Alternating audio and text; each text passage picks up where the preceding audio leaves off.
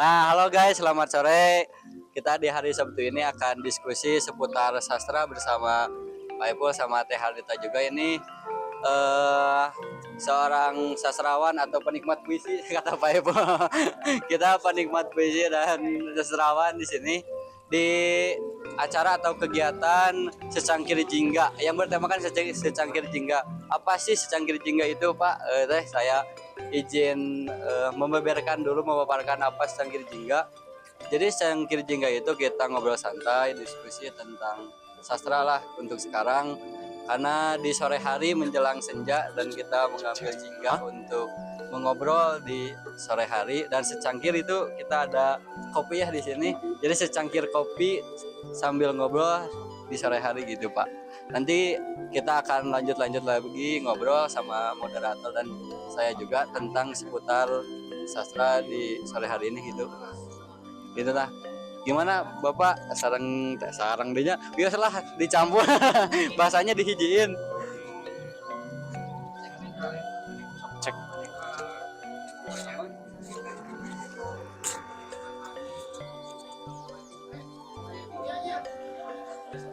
Nah, jadi gitu Pak. Jadi di sore hari ini kita diskusi santai, diskusi ringan buat apa sih di Kertasari atau lebih luas lagi kita ke dunia mungkin untuk pembahasan di sastra. Kita juga bukan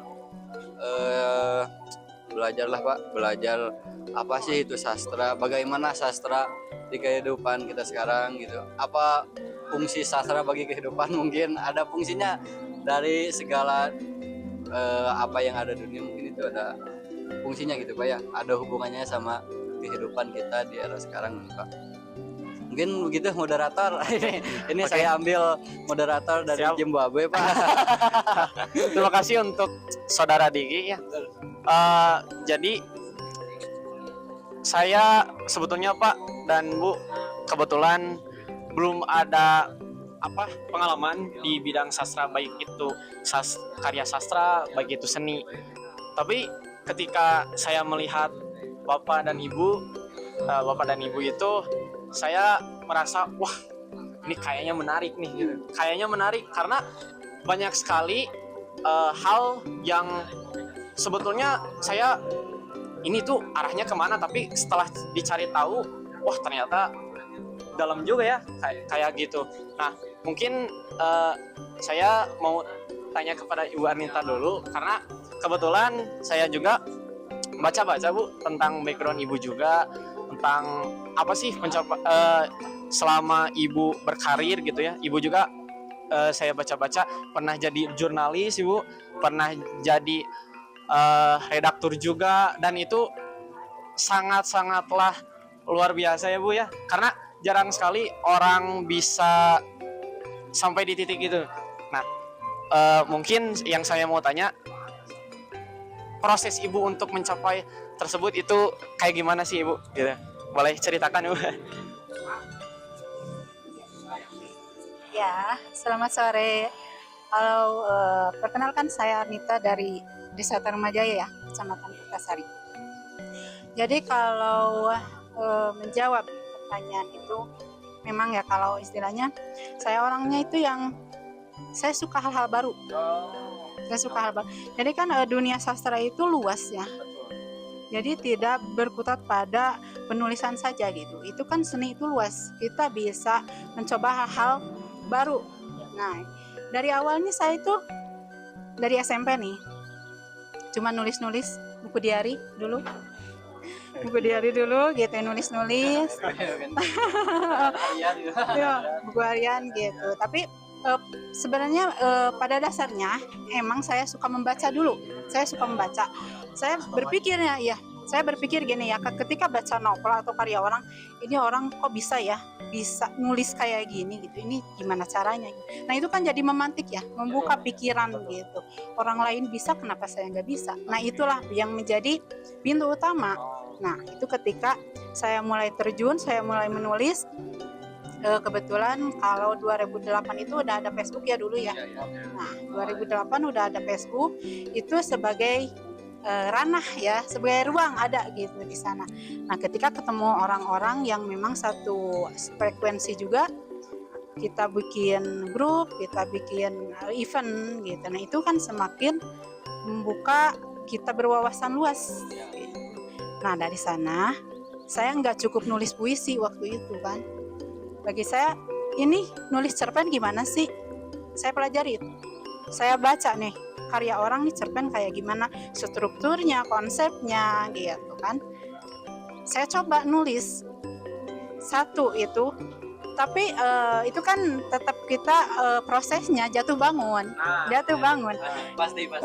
memasukkan nih karya untuk ke redaksi, ditolak. Ini apa nih ini ditolak sampai akhirnya cerpen yang saya kirim itu bisa dimuat.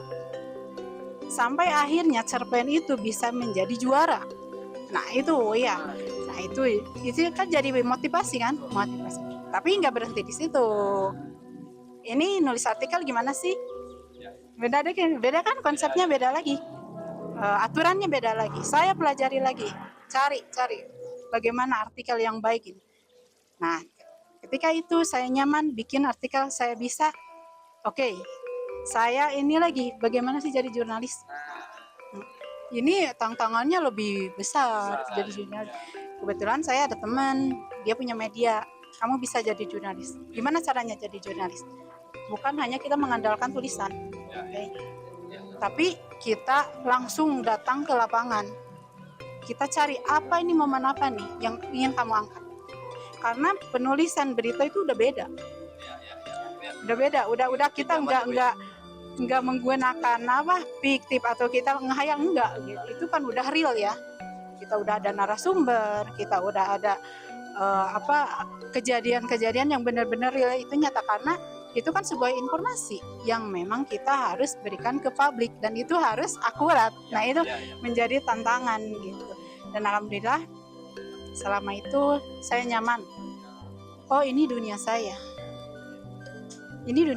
gitu kan. Jadi saya nggak peduli dengan lingkungan atau apa, karena jujur kalau di desa, di kampung itu yang namanya sastra itu kan dipandangnya tidak terlalu ini gitu. Itu nulis puisi apa sih, cerpen apa sih gitu kan, menghasilkan apa.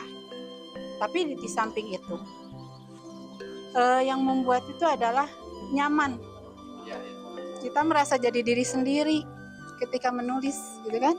Kita kayak menemukan jati diri sendiri gitu, yang mungkin orang lain sih belum bisa menemukan ya. Oh ini, jadi itu kan, oh ini cara saya gitu. Terus saya mendalami. Nah untuk pengalaman dalam majalah, ketika itu teman saya menawarkan mau ikut majalah ini enggak, itu hanya menawarkan karya saya untuk ke majalah itu. Tapi karena dasarnya saya mah orangnya pingin tahu, pingin hal baru, saya masuk ke sana, saya cari tahu ini bagaimana prosesnya tentang majalah. Nah, setelah itu saya ketemu sama CEO-nya, sama redaksinya, prosesnya seperti ini, saya gabung di sana. Tahun 2021 saya gabung di majalah internasional Omagi waktu itu. Saya direkrut jadi editor. Nah gitu, saya masih nol, belum ada pengalaman apa-apa nih gitu kan. Tapi bisa nggak layout, bisa nggak kalau editing ya, kalau editor gitu udah bisa. Bu bisa nggak gitu untuk layout? Ya yuk saya coba terus, saya sampai tengah malam saya pelajari bagaimana untuk melayout suatu majalah gitu biar estetik, biar kelihatan elegan gitu. Itu sampai 2024, 2 tahun saya ikut majalah internasional. Iya, masih majalah online. Nah udah gitu majalah itu berjalan, tapi saya punya ilmunya. Oh seperti ini. Nah dari sana saya bilang ke redaksi, ke bapak redaksinya, Pak, saya izin, saya ingin buka media sendiri. keinginan besarnya langsung ya Bu. Kan Pasti. si bapak, Iya, si bapak itu memberanikan diri. kalau Ibu Arnita udah pas, udah benar-benar full, silahkan kembangkan. Saya silahkan, saya bikin media sendiri. Dan itu, wow, sejauh ini gitu saya bisa merekrut orang-orang. Iya, Bu. Jadi karena itu kita tidak tidak terbatasi sama usia ataupun apapun.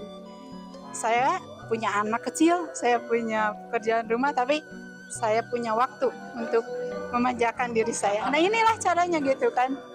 Jadi ke sastra itu tidak perlu apa-apa tapi butuh waktu ya Bu Iya. ya. Yang penting kan kita konsisten. Nah Kita itu konsisten. yang pentingnya kita konsisten.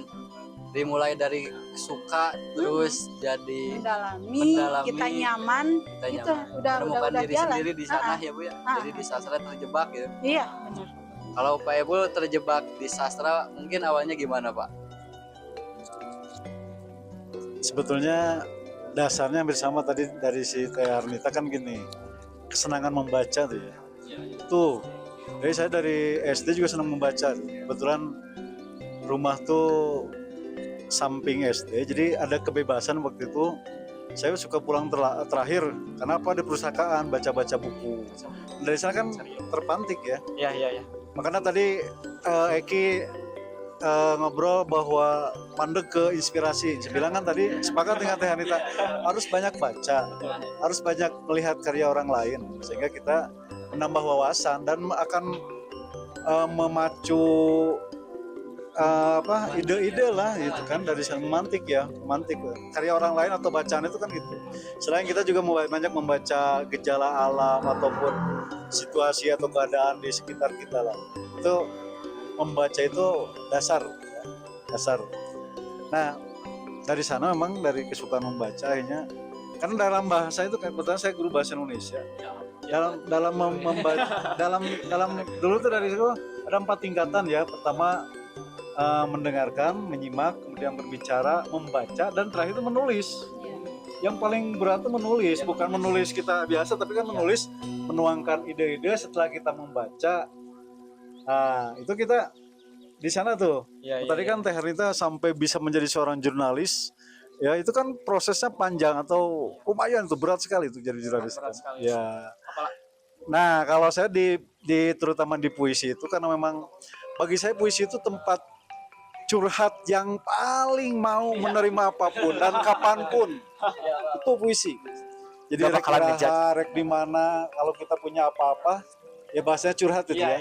Menuangkan ide atau keinginan atau apa, itu saya bilang puisi. Ya, puisi. Hanya satu. Saya sempat kalau ngajar tuh begini.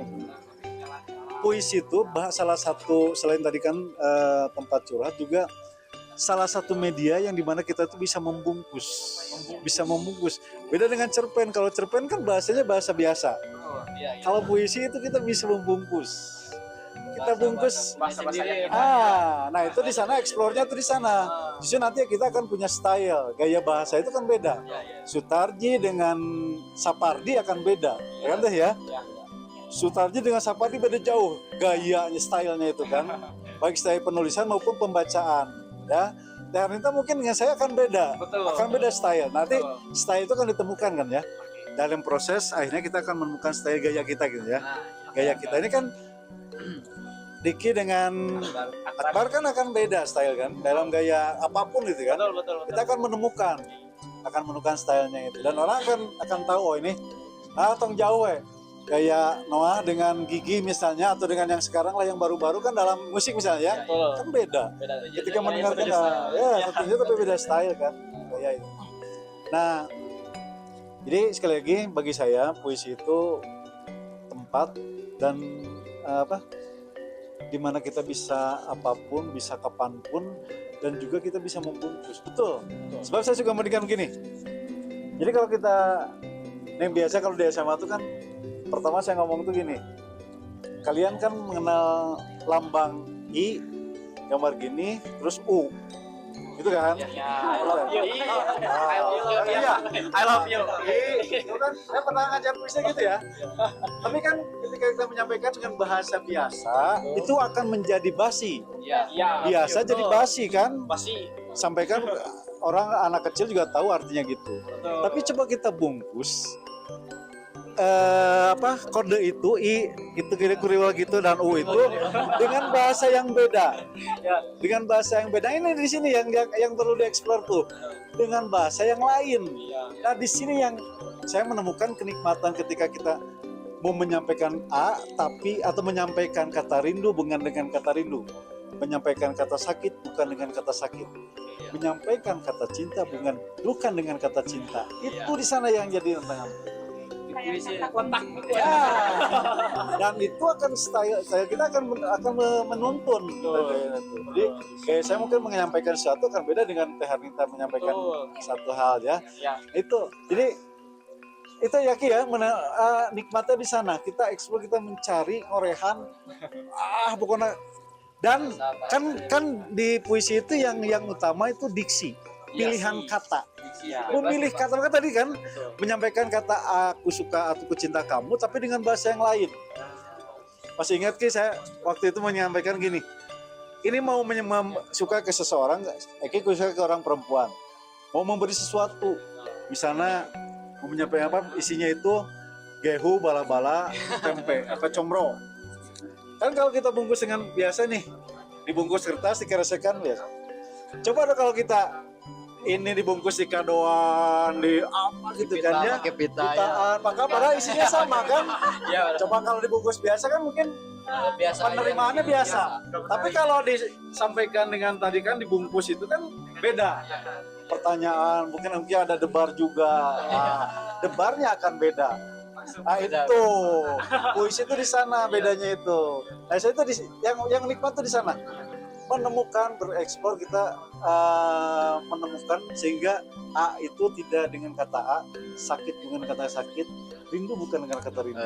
Gitu. Boleh Pak, saya tadi ada yang Bapak dari ILOPU ya, misalnya aku cinta kamu atau aku sayang kamunya. Tapi dalam bahasa saya mungkin Pak, saya suka contohin I love you ya dalam bahasa Inggris, dalam bahasa Indonesia aku cinta kamu. Tapi dalam bahasa saya aku terjebak dalam kelopak matamu. Nah kan bisa. Itu kan. Aku berteduh di bawah kelopak matamu kan bisa. Dan terjebak oleh senyumanmu bisa kan. Itu dalam bahasa puisi dan bahasa diksi. Mungkin dari tadi Teh Harnita kan awal dari cerpen terus Bapak dari puisi ke sastra juga saya terjebak di puisi. Jadi dalam puisi saya juga menemukan ruang ekspresif, menemukan saya mah bahasanya sih aneh gitu kalau menurut orang-orang, tapi menurut saya itu dalam bahasa hati gitu banyak. Menurut ya kalau orang-orang kan kalau I love you ya udah I love you aku cinta kamu, tapi dalam bahasa diksi atau dalam bahasa puisi kan berbeda gitu. Terasa indah gitu dalam puisi, padahal misalnya 2 kata tapi dalam bahasa sastra atau dalam puisi itu jadi berapa lembar lah ya. Gitu dituangkan ke dalam beberapa paragraf lagi ya. Nah gitu Pak. Saya juga tertarik dengan penjelasan Pak Ipul juga, bahwa dengan kita belajar puisi kita bisa menyampaikan suatu kata dengan makna yang lain. Nah itu yang paling mantap dari puisi itu ya. Karena kalau misalnya rata-rata orang kan Pak ya, rata-rata orang itu masih terjebak ketika sedang berproses. Bagaimana mereka mencari jati dirinya itu seperti apa, bagaimana mereka tahu ini arahnya kemana, kayak gitu. Nah mungkin Teh Harnita juga tadi bilang bahwa proses Teh Harnita itu jatuh bangun, nggak instan gitu, nggak instan. Misalnya dari A langsung ke B, enggak ya, prosesnya itu berat banget. Nah apalagi kalau misalnya kita lihat di zaman sekarang, banyak sekali distraksi yang terjadi, entah itu dari sosial media, dari lingkungan juga, betul. Nah itu menjadi salah satu halangan yang nyata gitu. Nah, apalagi saya juga khusus Gen Z gitu ya Pak. Kalau misalnya Teh Harnita sama Pak Ipul mungkin ketika memikirkan sesuatu langsung muncul tulis ya. Tapi kalau misalnya saya mikir, aduh tadi lupa aja tadi sih.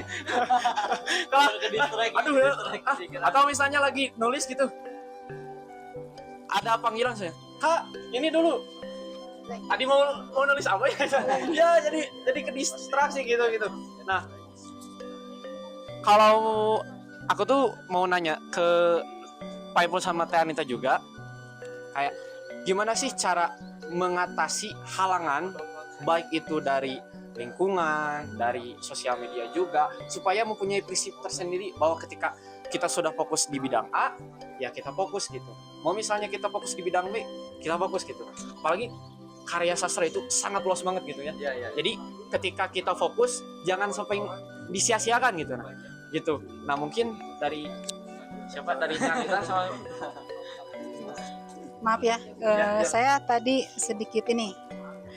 Orang banyak berpikiran menulis itu harus berpikir dulu. Orang berpikir, padahal sebaliknya. Menulis dulu, otak dipaksa. Iya.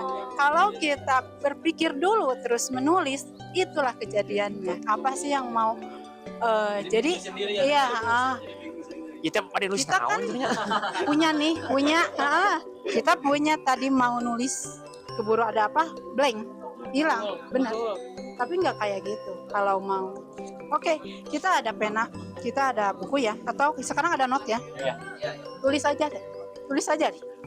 Nggak harus kita cari ilham, cari inspirasi, enggak ya, benar. Aduh, Tulis cari aja Pak Ipul deh. dulu nih, cari Bu Erinda dulu nih. Kita tulis apa, beberapa paragraf, saya capek hari ini, benar nggak? Itu satu paragraf, saya capek hari ini, simpan. Beberapa 2 jam, 3 jam kita baca. Kita jadi bertanya, kita capek kenapa sih? Tadi capek kita kenapa? Iya, kita capek hari ini. Ada dong kita. Saya ketemu nih sama orang yang toksik misalnya, Betul. atau saya ketemu nih sama lingkungan yang nggak sreg gitu kan. Ini yang buat saya capek, yang buat saya lelah, bla bla bla. Simpan. Besoknya lagi gitu, besoknya lagi gitu. Nah, ketika itu udah mungkin 1 halaman, itu bisa beneran kita menemukan nyaman nggak kita. Ini tulisan kita nggak? Gitu. Ini beneran yang kita alami nggak? Itu kan salah satu ya. Jadi menulis itu kita benar-benar tahu jati diri kita, apa nyaman kita di sini, benar. Kalau misalnya ke puisi ya, ke puisi udah tulis aja, nggak harus pakai diksi dulu, enggak. Kita tulis ngepletas standar naon lah gitu. Terus kan nanti kita ada ide lagi nih, oh dari tulisan ini harusnya diksinya ini seperti ini, harusnya kan pengungkapannya seperti ini, tulis lagi itu. Tapi Bu, kalau untuk puisinya yang saya rasa mah, jadi untuk mengeluarkan ide-ide itu benar gak Pak? Kalau puisi itu pas lagi patah hati. Oh iya, benar, saya setuju. Orang yang lagi patah hati, nggak ada gitu, kebelah gitu. orang yang lagi patah hati, intuisinya dia lebih kuat. Benar gitu ya. Ngena ya. Iya, ngena. Realita yang Gitu kan. Karena saya dipaksa mikir untuk misalnya sekarang ya, dari gak ada yang bikin sakit hati atau gak ada yang bikin capek di pikiran. Kalau nulis puisi itu susah gitu, tapi kalau lagi capek atau lagi patah hati, sakit hati, diksi atau ide itu Keluar. muncul semuanya. Karena apa, itu kan tuntutan. Kita butuh ruang yang aman, itu aman. Iya. Dan dalam masalah kita, awalnya kita membaca karya orang itu nggak harus kita baca buku fisika atau apa, enggak. Caption aja.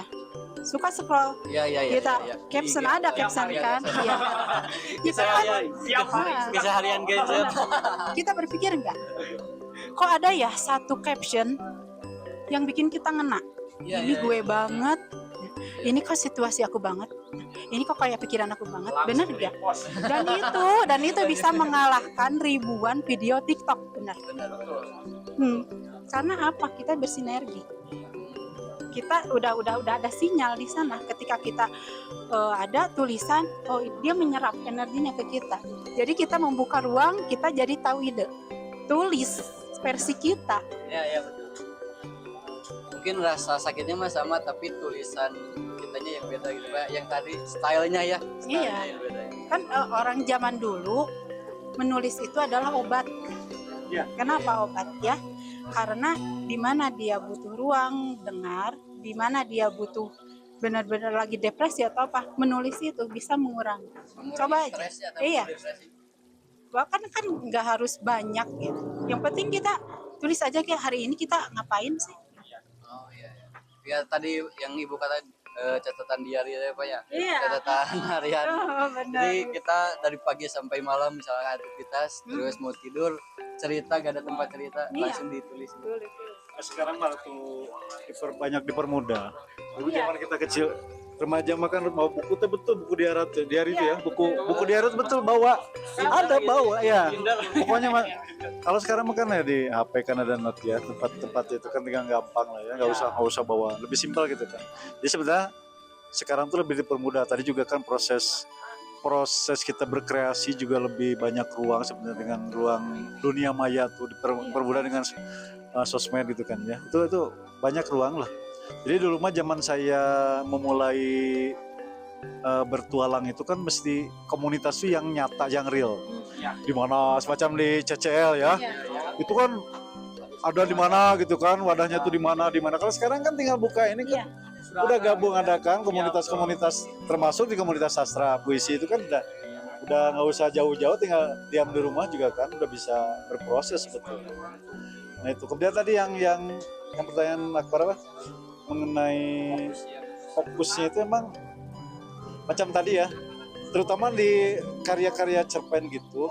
Saya suka gini dulu kalau memberi tugas, kalau kita membuat cerpen bener kita akan perhatikan misalnya tata bahasa, itu salah ya kata-kata, jangan pokoknya tulis sok. Baru nanti kan kita ada yang namanya refleksi, ada revisi, ada kemudian soliloquy. Jadi kita tuh ngobrol sendiri gitu ya. Nah, tentang karya kita tuh. Itu dibaca lagi, jadi kita baca. Karena gini, saya pernah membuat sebuah puisi yang kemudian jadi 5 tahun berikutnya. Utuh. Aya nu can dijudulan. Judulan teh naon? Aya juga ganti judul. Ada beberapa diksi yang diganti. Karena kita kan berproses kan. Ternyata ini lihat. Nah, itu kan kadang begitulah. Jadi memang yang penting kita terus ya prosesnya terus ya sambil ya bersinergi dengan berbagai ruang yang lain. Nah mungkin untuk sesi pertama atau segmen pertama Pak ya kita sambil ngopi terus nanti saya beli dulu ya. Ya beli dulu kok. Oke. Untuk nyemil dulu sambil istirahat kita ada live musik dari teman-teman. Jadi sambil diskusi kita sambil dengerin live musik juga Bu. Oke. Ya teman-teman nanti kita lanjut di sesi 2 atau di segmen 2. Siap. Bye-bye. Ya.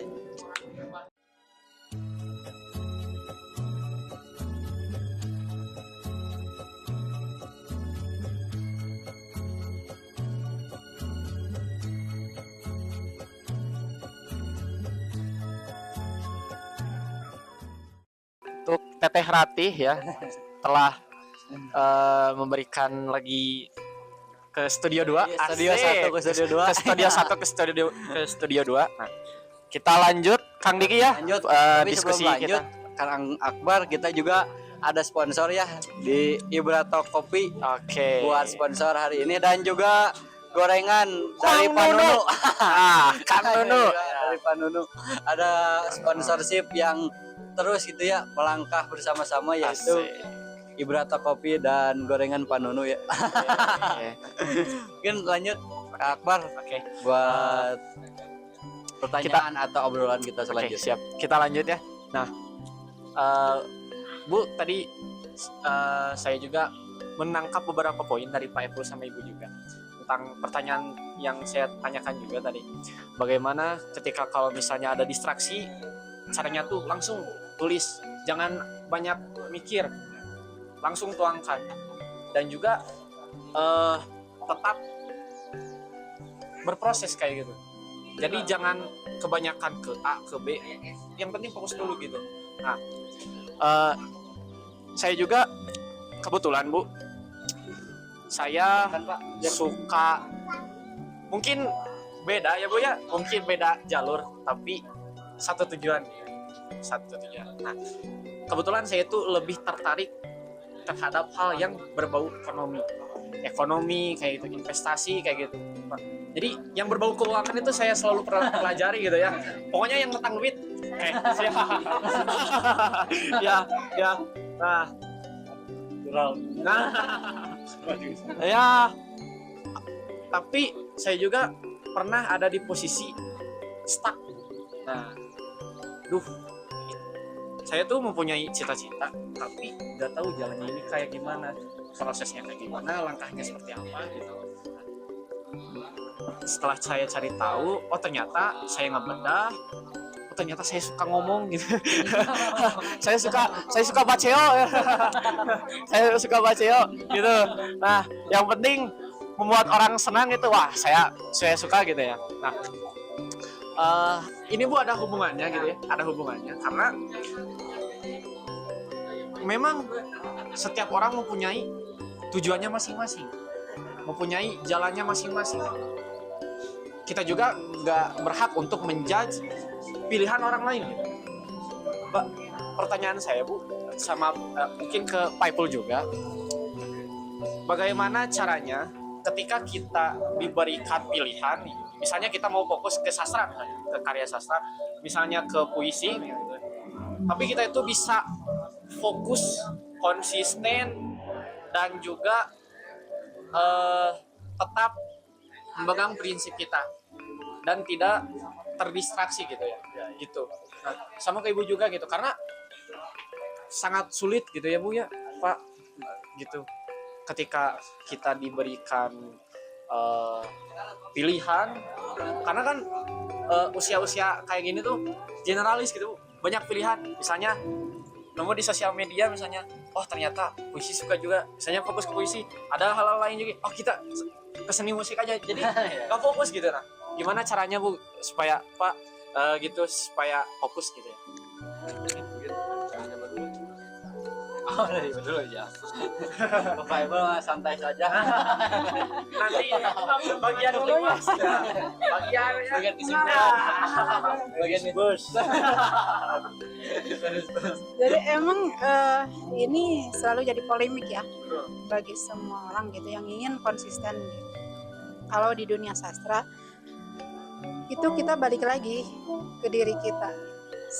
Sebesar apa kita mau menggeluti dunia itu? Kita balik lagi ke diri. Kalau hanya kita terbawa arus, kalau kita hanya sebatas suka-suka itu 50-50, tidak bisa menjamin. betul. Jadi semua ini kembali ke kita. Jadi gimana sih supaya bisa konsisten? Nah itu tadi, kita disiplin menahan diri sendiri. Benar nggak sih ini tujuan kita? Benar nggak sih kita nyaman di sini? Nah itu kan kalau kita udah nyaman, kita happy dong. Benar ya? Kalau kita mengerjakan sesuatu Betul. dengan nyaman tuh kita happy kan? Betul. Nggak ada tekanan, nggak ada beban, Ya. nggak ada pun. Karena apa? Kita mencintai. Kalau kita udah mencintai, kita akan butuh itu. Ini kan secara nanti mengalir kan itu nanti akan membawa kita nih kemana gitu. Jadi kan kita nggak bisa loh istilahnya kita nih harus misal nih nulis puisi, kita harus puisi terus nggak ke arah sana ke arah sini misal gitu kan, nggak ke bawah arus gitu. Tapi kan yang namanya kita hidup, Betul. kita penuh warna, Betul. kita ada perubahan mengikuti zaman, tetap kita akan terbawa. Tapi di sana kita punya kendali, bisa ngerem nggak? Punya Di kendali. mana Ya, punya di mana kita ada waktunya ngerem, ada waktunya kita ngegas. Kita yang mengendalikan diri kita sendiri. Itu secara naluri kita akan terbawa kok seiring waktu gitu. Jadi kita nggak harus ya kita tertekan, gue ini harus kesini gitu, nggak boleh gitu, enggak. Ada hal-hal baru yang mesti kita pelajari gitu. Karena dunia ini kan luas, terbuka. Semua itu banyak kesempatan ketika kita masih mau gitu. Banyak waktu.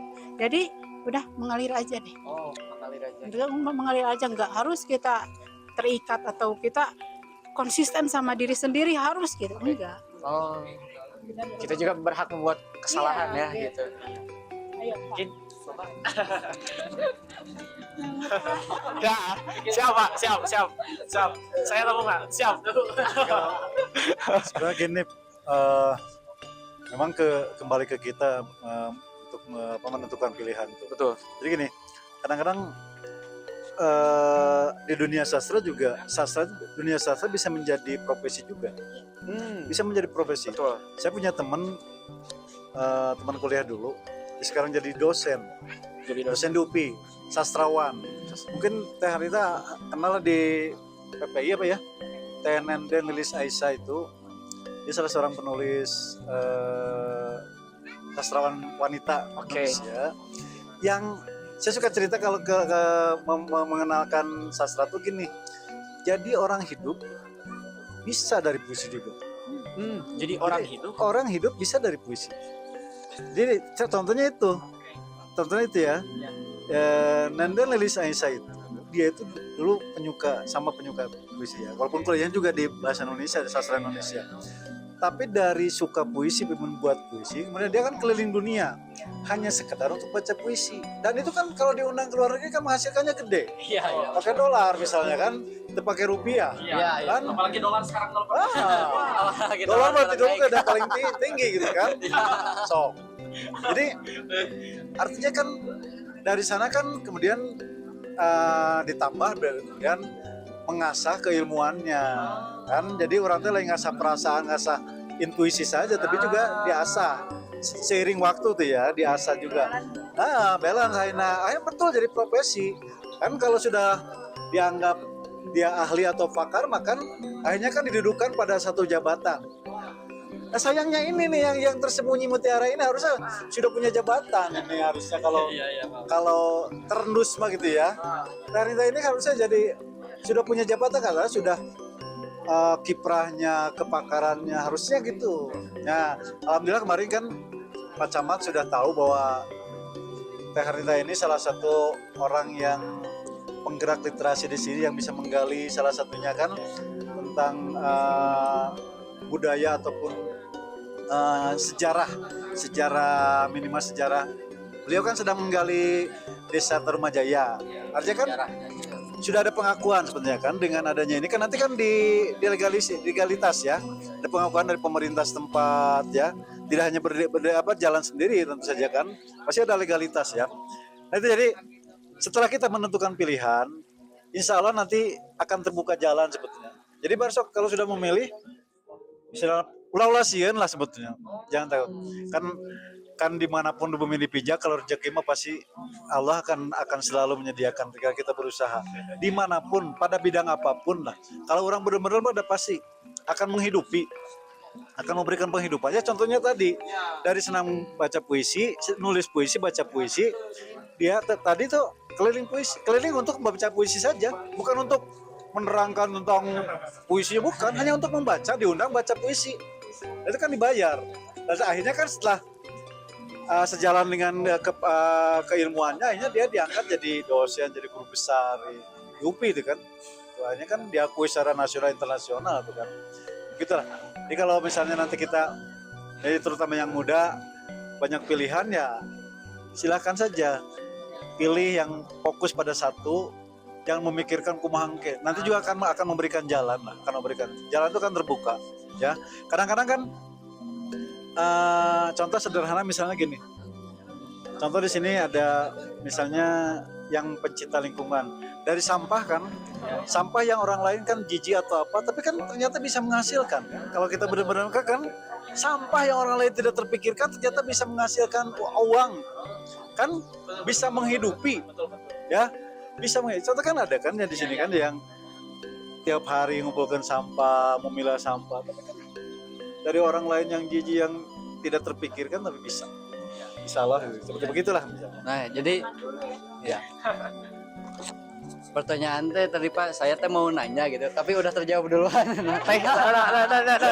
Karena saya tadi ya yang Pak Epul katakan hidup dari puisi gitu ya. Puisi itu bisa menghidupi. Nah, yang jadi bingung saya selama itu Pak. Jadi bagaimana kita hidup di puisi gitu, atau puisi yang menghidupi saya gitu. Karena saya bingung, gini Pak, di puisi itu sih gimana wadahnya, gimana cara memperluaskannya, gimana sih cara kita menyampaikan kepada orang lain, bagaimana sih kita eh, mengeksplorkan karya kita gitu kepada orang lain. Jadi saya bingung untuk fokus pada puisi Pak sebenarnya. Saya juga tiap malam gitu tulis puisi banyak-banyak. Tapi toh udah ditulis malah kesimpan gitu. Karena bingung ini mau dikemanain, ini mau dikemanain gitu. Tapi tadi udah dijelasin sama Pak Ipul, jadi tambah semangat deh. Gitu. Sudah terjawab dan termotivasi juga. Ada sedikit. Kalau zaman dulu saya itu kita juga di awal tuh. Dulu tuh salah satu patokan tonggak kepenyairan kita tuh kalau kita karya kita dimuat misalnya di PR atau dulu tuh ada Galamedia, koran ya. Kalau di sana atau Tribun Jabar dulu ada koran-koran. Dulu kan koran cetak ya.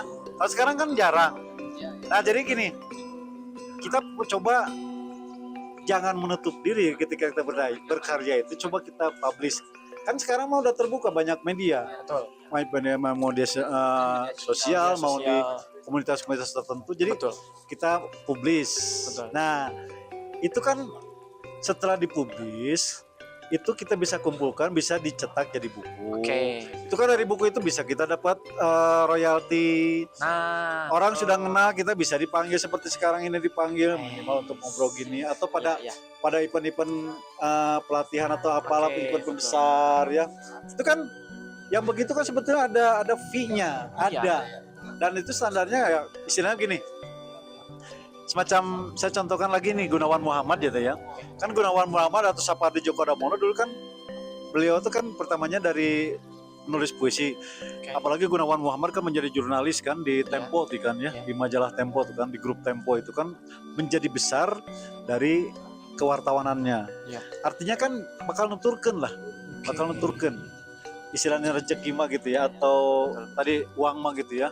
Itu jadi orang yang ahli mah dari ahli di naon ge bakal nuturkeun. Iya. Ya. Berarti jangan skeptis takut dulu ya. Jangan skeptis dulu, yang penting gas dulu. Ya sekarang tuh beda zamannya tuh, apalagi sekarang tuh memang lebih terbuka, lebih banyak. Beda dengan dulu. Kalau dulu tuh saya ingat di Bandung khususnya atau di Jawa Barat. Jadi kalau mau publish karya kita tuh itu. Kalau korannya nih ya, korannya biasanya Pikiran Rakyat, Geramedia tuh.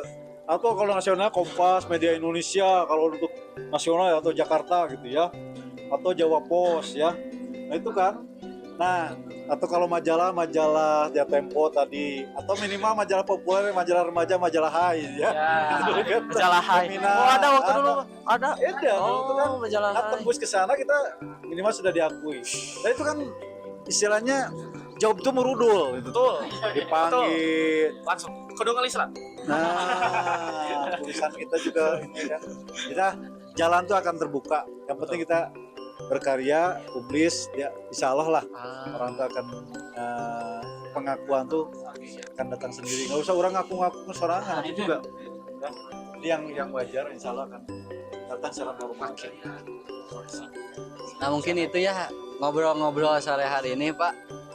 Jadi kita kesimpulannya boleh disimpulkan juga oleh saya atau rekan-rekan tadi menambahkan. Jadi kita menekuni sastra ataupun segala hal apapun itu untuk konsisten aja dulu gitu ya. Coba aja dulu. Bikin nyaman dulu ya. Karena sesuatu yang menghasilkan menghasilkan dengan hobi gitu ya. Itu bikin kita senang atau bahagia ya, rekan Akbar. Gitu. Ya, mungkin saya juga menambahkan untuk Kang Diki juga. Nah, jadi saya juga sangat nangkep penjelasan dari Bu Arnita, penjelasan dari Pak Ipul juga tentang karya sastra itu kayak gimana, dari sejarahnya juga orang-orang hebat yang sudah ada di dalamnya itu seperti apa. Jadi yang paling saya tangkap itu adalah, mungkin Bapak Ibu juga bisa koreksi kalau misalnya salah. Yang saya tangkap itu mulai aja dulu. Jangan pikir A baru nanti mulai gitu. Nah, masih banyak orang yang seperti itu. Dan juga saya juga sangat berterima kasih terhadap Bapak dan Ibu juga mendengarkan apa yang menjadi keluh kesah kami juga gitu. Karena jarang sekali kita bisa mengekspresikan apa yang kita rasakan, mengekspresikan apa yang ada di dalam hati dan juga pikiran kita dengan didengar secara baik dan diberikan saran yang betul-betul terbaik gitu. Saya sangat berterima kasih untuk hal itu. Jadi untuk teman semua, ya untuk teman-teman semua, ketika teman-teman sudah mempunyai pilihan dalam hidup, jangan pikir panjang, gas aja dulu ya. Gas aja dulu. Nah, gitu. Publikasikan aja. Dipublikasikan. Ini tulisan saya jelek, sangat begini, gini enggak. Itu justru sangat mendistraksi. Nah. Kita kalau punya udah publikasikan, jadi kita tahu pendapat teman-teman. Kita tahu kan kita butuh loh penilaian orang tuh. Kalau kita simpan tulisan kita itu gimana? Ya, bagaimana orang tahu? Nah, betul Tahu ya. kalau tidak dipublish. Iya, ya. Kalau tidak Karena nggak ada karya yang jelek loh. Nah, garis bawahi, nggak ada karya yang jelek. Nah, gitu ya. Mungkin segitu saja, ya, Kang Niki. Ya, mungkin saya berterima kasih banyak kepada Terima narasumber kasih, untuk kali ini Ibu, di Bapak. podcast Cangkir Jingga, karena jingganya sudah mulai redup. Karena Sudah mulai poek. sudah mulai poek karena podcast kita mengikuti senja, mengikuti jingga. Jadi jingganya sudah redup. Kita juga izin pamit. Terima kasih kepada Pak Ipul sama Teh Anita yang sudah menemani kita ngobrol di sisi. Semoga Sangat berisi sekali. bermanfaat dan sangat bermanfaat juga ya Oke, bagi iya. kita dan buat yang nonton nanti. See you guys. Selamat sore. Selamat. Kita Ya. izin pamit dulu. Ya. Ketemu lagi di Siloka atau di Siloka. podcast Siloka selanjutnya. Secangkir Jingga. See you. See you. Bye bye. Bye. Bye bye. Terima kasih.